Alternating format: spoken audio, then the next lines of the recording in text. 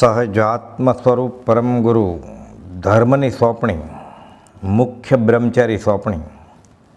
પરમ ઉપકારી પરમ પૂજ્ય પ્રભુશ્રીજીએ પરમ કૃપા કરી સમાધિ શતક શ્રદ્ધા અર્થે બ્રહ્મચારીજીને આપ્યું તે તેઓ શ્રીએ 6 વર્ષો સુધી વાગોળ્યા કર્યો.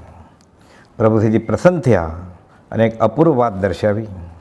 ઘણી આજીજીપૂર્વક માગણી કરનારને પણ એ વસ્તુ નહોતા આપતા અને ઉલટું માર્મિક રીતે ક્યારેક જણાવતા કે બેટો થઈને ખવાય, બાપ થઈને ન ખવાય. યોગ્યતા વિના વસ્તુ ન મળે. જ્ઞાની હો તો રસ્તે જનારને યોગ્યતા હોય તો બોલાવીને આપે એવા કરુણાળુ હોય છે. પ્રભુશ્રીજી કહેતા, ઉપમિતિ ભવ પ્રપંચમાં કેટલીય વાત આવે છે, તેમાં ભારી કરી છે. એક સત્પુરુષ ઉપર દ્રષ્ટિ રાખવાની જ વાત આવે છે. એ જ હું તો જોયા કરું છું કે આ શું લખી ગયો છે, પણ યોગ્યતા વગર કેમ સમજાય? આમ યોગ્યતા વિના ન મળે તેવી અપૂર્વ વસ્તુ તે ગુરુગમ પૂજ્ય પ્રભુશ્રીજીએ બ્રહ્મચારીજીને સંવંત 1988ના જેઠ સુદ નોમને દિવસે જણાવેલ, જે પૂજ્ય બ્રહ્મચારીજીએ પોતાની નોંધ પોથીમાં પણ નોંધેલ છે. પોતાની હયાતી દરમિયાન પણ તેઓ ઘણી વખત બ્રહ્મચારીજીને નિત્ય નિયમ, વ્રત, સ્મરણ મંત્ર વગેરે આપવાનું કહેતા. સંવંત 1992ના ચૈત્રવદ પાંચમના દિવસે પરમ કુવલદેવે બોધેલ સત્ય ધર્મની પ્રભાવનાનું કાર્ય પૂજ્ય પ્રભુશ્રીજી બ્રહ્મચારીજીને સોંપતા ટ્રસ્ટીઓની હાજરીમાં કહે છે કે મુખ્ય બ્રહ્મચારી સોંપણી.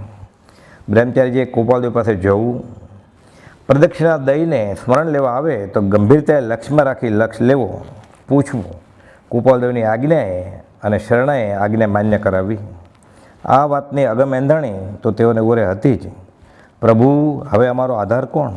આ પ્રશ્ન ભાવિક ભક્તોએ પ્રભુશ્રીજીની કથલતી જતી દેહ સ્થિતિને અનુલક્ષીને પૂછેલ.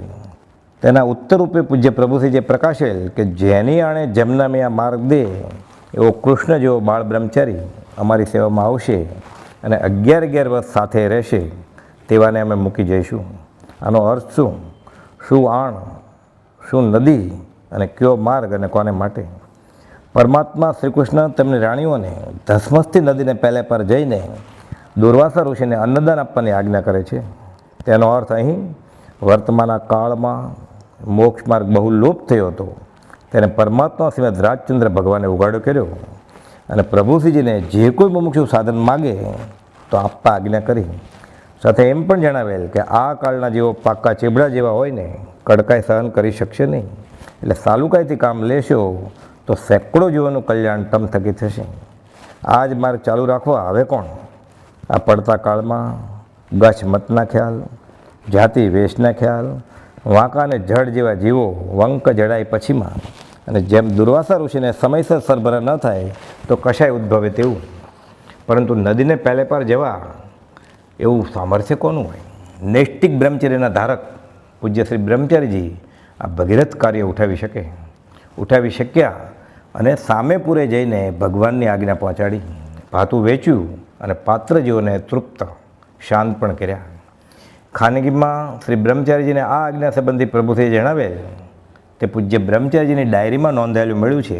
તે મુજબ તે પ્રસંગે પ્રભુશ્રીજીની વિતરાગતા, અસંગતા, તેમની મુખ મુદ્રા, આંખ વગેરેના ફેરફારથી સ્પષ્ટ તરી આવતી અને જાણે તે બોલતા નથી પણ દિવ્ય ધ્યેયના વર્ણનની પેઠે આપણે સાંભળીએ છીએ એમ લાગે. મંત્ર આપવો, વિષ દોરા, યમ નિયમ, ક્ષમાપનાનો પાઠ, 7 વ્યસનનો ત્યાગ, 7 અભક્ષ્ય જણાવવા અને તને ધર્મ સોંપું છું. પ્રભુશ્રીજી ક્યારેક કહેતા કે એ તો કુંદન જેવો છે, વાળ્યો વળે જેમ હેમ તેવો સરળ છે, જેવો ઘાટ ઘડવો હોય તેવો ઘડાય. એને સમ્યક દર્શન છે, બીજી કોઈ છાપની જરૂર નથી, એમ પણ તેઓ જાહેરમાં પ્રકાશતા. બ્રહ્મચારી હરમાનભાઈની પરિચય નોંધમાંથી લખાણ મળ્યું છે કે પૂજ્ય પ્રભુશ્રીજીએ ટ્રસ્ટીઓની હાજરીમાં બ્રહ્મચારીજીને ધર્મની સોંપણી કરેલ હતી, પરંતુ તે ટ્રસ્ટીઓએ માન્ય કરી નહીં. એવો બધાને એમ કે આ શું કરી શકશે? કોઈ પંડિત બ્રહ્મચારી શીતલ પ્રસાદજી કે બીજા તેવા કોઈને બોલાવીને રાખીએ તો સારું. પછી ફરીથી આજુબાજુના ગામના મુમુક્ષુમાંથી એક બે આગેવાનોને બોલાવી બધાની હાજરીમાં આ ચર્ચા ચાલી. પછી બધાને પૂછતા મારો એટલે હરમનભાઈ કહે છે કે મારો વારો આવ્યો ત્યારે મેં કહ્યું કે અમારા પાટીદારોમાં તો રિવાજ છે કે બાપનું કારજ સગો દીકરો જ કરે. પૂજ્ય પ્રભુશ્રી બોલ્યા કે આ શું કહે છે? તો હવે તો જે યોગ્ય છે તે જ થશે અને બધાની હાજરીમાં ધર્મની સોંપણી કરી હતી. આમ છતાં પૂજ્ય શ્રી બ્રહ્મચારીજીનો વિરોધ વધતો જ ચાલ્યો. જયસિંહભાઈ શેઠ અમદાવાદમાં બીમાર પથારીવશ હતા.